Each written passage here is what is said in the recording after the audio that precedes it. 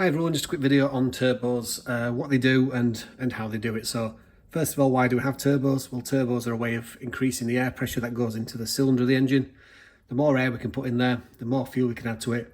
The bigger the explosion, the more power produced. So even small cylinder petrol engines using turbos these days because they are an efficient way of creating power. So how does it work? So first of all, the turbo runs primarily off the exhaust manifold. So we've got the exhaust manifold here, so the exhaust gases leave the engine and they first come onto this component here, which is your turbine. So the turbine housing runs around the outside here, and the passage inside gets narrower and narrower. That increases the pressure and the speed, so it can act on this section here, which is the turbine wheel. So hopefully you can see in there's a wheel. The exhaust gases increase speed and air, act on there, and then the gases pass out here onto the rest of the exhaust system. So as that turbine begins to spin, it shares a common shaft down the middle of the turbo. So all the way through the turbo, there's a shaft. It's sat on a set of bearings. It's also pressure fed with high pressure oil. Obviously to lubricate it, but that also takes some of the heat out of the system. The turbo can run at several hundred degrees C, so we need to take some heat away for the life cycle of the turbo. So as that shaft's spinning, it passes through to this side. So this side is the cold side, or the compressor side, and basically you have your air filter plastic intake pipes, and then the air would pass into here.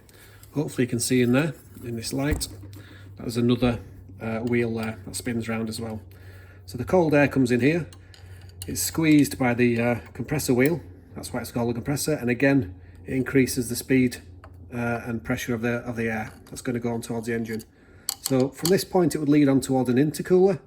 The intercooler would then cool down the air because the air is going to get extremely hot in the turbo that's running at 800 degrees C, and then it will go right around the engine to the intake manifold and then get delivered to the cylinder. There's only one other major component on a typical turbo, and it's this section in the middle. So this is called the wastegate. So it can either be electronically controlled from all the sensors that are in the car, or it can be mechanical where there's a spring and vacuum acts on it. And what happens is it pushes this rod. This wastegate rod is attached to the side of the turbine, and it has a little butterfly valve that can open and close. So this is there to protect it from overboosting. So if there's too much power being delivered to the turbo, you can damage components in the engine or the turbo itself. So what happens is, again, mechanically or electronically, it will be opened and it will open a little wastegate. That means the air then coming through the turbine is then allowed to leave straight out of the exhaust system without acting on the turbine wheel. That just brings the pressure down a little bit and brings it back into manufacturer's spec, so it doesn't over pressurize. Can sometimes help with changing gear as well to relieve extra pressure, so that's a control mechanism to stop it over boosting. And those are the main parts of a turbo. I hope it makes sense, and I'll see you in the next one.